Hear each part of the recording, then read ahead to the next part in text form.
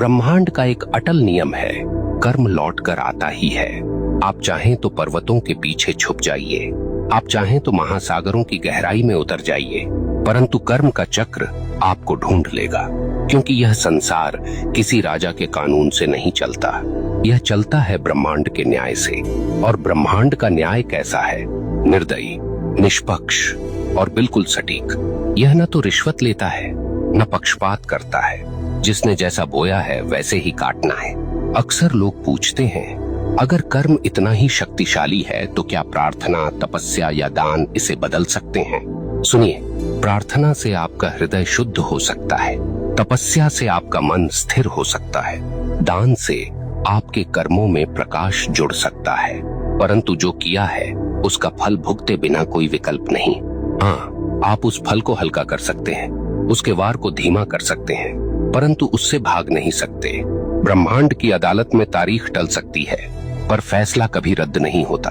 अब सोचिए, जब आप किसी इंसान के साथ अन्याय करते हैं तो वास्तव में क्या होता है? वह इंसान आपको कोसता है, उसकी आत्मा से निकली आह सीधी ब्रह्मांड तक पहुंचती है और ब्रह्मांड इसे दर्ज कर लेता है।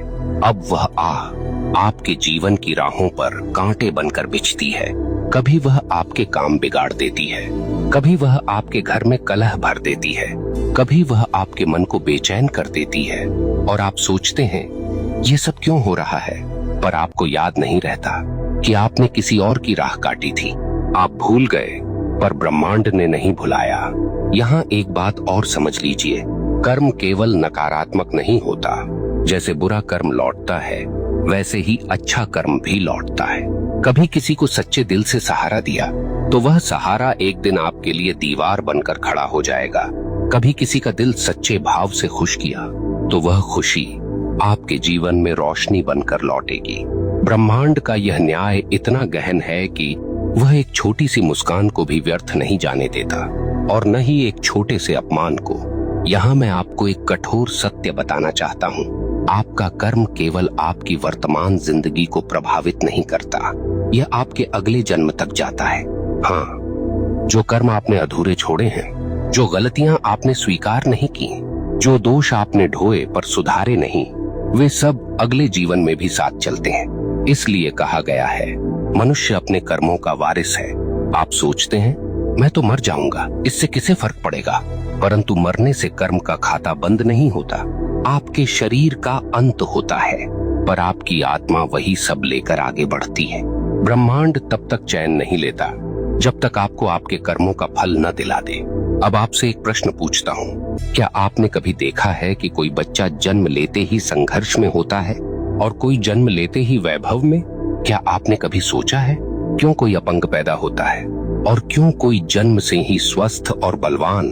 क्यों कोई भूख में जन्म लेता है और क्यों कोई सोने की थाली लेकर? यह सब संयोग नहीं, यह सब कर्म का लेखा है। ब्रह्मांड किसी को बिना कारण दुख या सुख नहीं देता।